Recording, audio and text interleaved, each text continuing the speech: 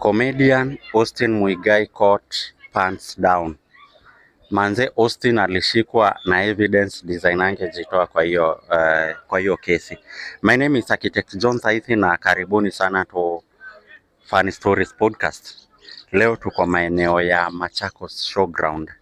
Kama vile umecheki, kuna the young ones wanacheza futa pale, alafu mambo inakuwa fresh kabisa.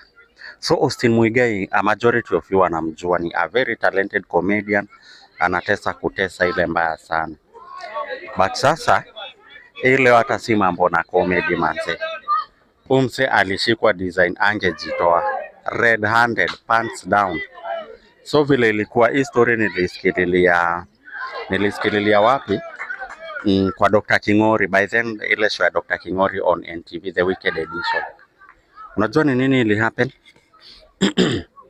So Austin alikuwa high school, yeye na mabeste zake wako high school nini. So unajua how boys will be boys, very cheeky nini. So kulikuwa na mwalimu mmoja walikuwa wanapendanga kumchokoza, kumtukana nini, making fun of him. Kwanza mausiku magizani, ati kabla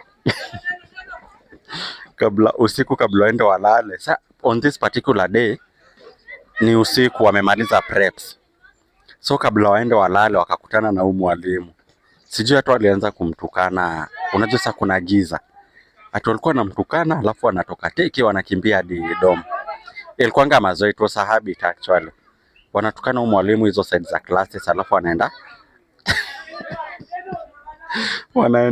wanatoroka wanaenda hostel mbio sana dom. So hii siku, kumbe siku ya 40 ilifika ndugu yangu. Ndio ile modo wamekutana naye magizani, wamefanya ile kitu. Wakatoka teki. Kumbe hiyo siku mwalimu alienda nao mbio. Akawafuata mbio. So, unajua mwalimu akaona wameingia kwa dom fulani. Sasa tu mwalimu alienda akifunuanga au ma students one by one.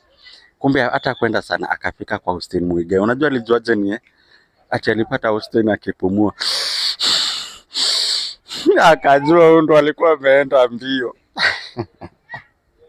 And of course, as they do say, the rest is history. Thank you so much. Kindly keep it here, and until the next one, bye bye.